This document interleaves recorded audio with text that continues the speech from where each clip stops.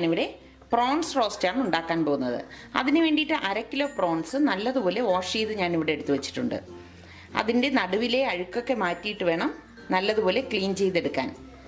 അതിൻ്റെ ഹെഡ് എടുക്കുകയാണെങ്കിൽ അതിനെ കൈയൊക്കെ കട്ട് ചെയ്ത് ഉള്ളിലുള്ള അഴുക്കെല്ലാം മാറ്റിയിട്ട് വേണം നല്ലതുപോലെ വാഷ് ചെയ്തെടുക്കേണ്ടത്.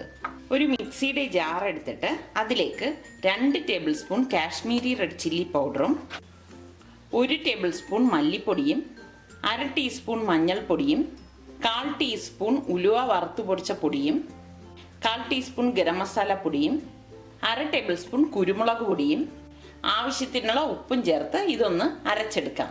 2 ടേബിൾ സ്പൂൺ വെള്ളം ചേർത്താണ് ഞാനിതിവിടെ അരച്ചെടുത്തത്. ഇതിലേക്ക് ചതച്ച് ചേർക്കാൻ വേണ്ടിയിട്ട് ഞാനിവിടെ 10 ചുവന്നുള്ളി എടുത്തിട്ടുണ്ട്, 15 വെളുത്തുള്ളി, 1 പച്ചമുളക്, 1 ടേബിൾ സ്പൂൺ ഇഞ്ചി പേസ്റ്റ്. ഈ ഇഞ്ചി പേസ്റ്റ് ഈ അരപ്പിലേക്ക് ഇട്ട് കൊടുക്കാം. ഇനി ഇതിലേക്ക് ഈ ചുവന്നുള്ളിയും വെളുത്തുള്ളിയും പച്ചമുളകും കൂടി ചേർത്ത് ഒന്ന് ചതച്ചെടുക്കാം. ഇതെല്ലാം കൂട്ടിയിട്ട് ചതച്ചെടുത്ത് വെച്ചിട്ടുണ്ട്. ഇനി ഇതെങ്ങനെയാണ് ഉണ്ടാക്കുന്നതെന്ന് നോക്കാം. ചുവട് കട്ടിയുള്ള ഒരു പാൻ അടുപ്പത്ത് വെച്ച് ചൂടാകുമ്പോഴേക്ക് ഇതിലേക്ക് 3 ടേബിൾ സ്പൂൺ വെളിച്ചെണ്ണ ഒഴിച്ചു കൊടുക്കാം. ഞാനിവിടെ ഇരുമ്പ് ചട്ടിയാണ് ഉപയോഗിച്ചിരിക്കുന്നത്. ഇതുണ്ടാക്കാൻ ഏറ്റവും നല്ലത് വെളിച്ചെണ്ണയാണ്. എണ്ണ ചൂടാകുമ്പോഴേക്ക് ഞാനിവിടെ 1/4 ടീസ്പൂൺ ഉലുവയിട്ട് പൊട്ടിച്ചിട്ടുണ്ട്. ഇതിലേക്ക് 2 തണ്ട് കറിവേപ്പില കൂടി ചേർത്ത് കൊടുക്കാം. ഇതിലേക്ക് അരച്ചു വെച്ചിരിക്കുന്ന അരപ്പ് ചേർത്തൊന്ന് വഴറ്റി കൊടുക്കാം.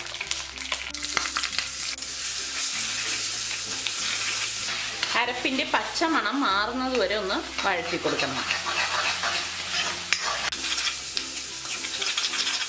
ഈ അരച്ചെടുത്ത മിക്സിയുടെ ജാറിൽ 1/2 കപ്പ് വെള്ളം ഒഴിച്ചിട്ട് അത് ഇതിലേക്ക് ഒഴിച്ചു കൊടുക്കാം.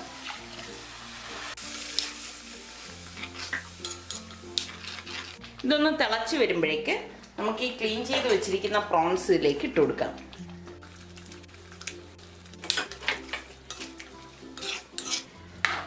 മീഡിയം ഫ്ലെയിമിലിട്ട് തന്നെ ഇത് വേവിച്ചെടുക്കണം. പ്രോൺസ് അധികം നേരം കിടന്ന് വേകേണ്ട ആവശ്യമില്ല, പെട്ടെന്ന് തന്നെ ഇത് വെന്ത് കിട്ടും.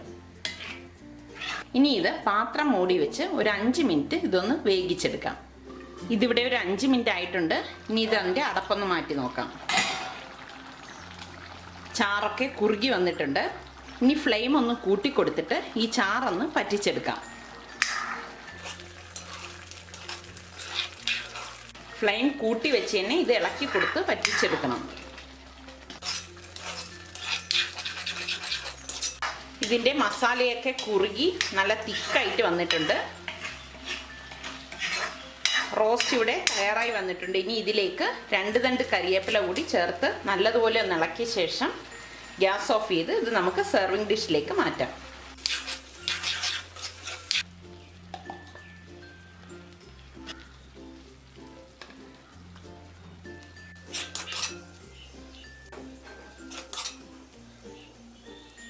വളരെ പെട്ടെന്ന് തന്നെ ഉണ്ടാക്കിയെടുക്കാൻ പറ്റുന്ന പ്രോൺസ് റോസ്റ്റ് ഇവിടെ തയ്യാറായി. ഇത് അപ്പത്തിൻ്റെ കൂടെയും ചപ്പാത്തിയുടെ കൂടെയൊക്കെ കഴിക്കാൻ പറ്റിയ നല്ലൊരു റോസ്റ്റാണ്.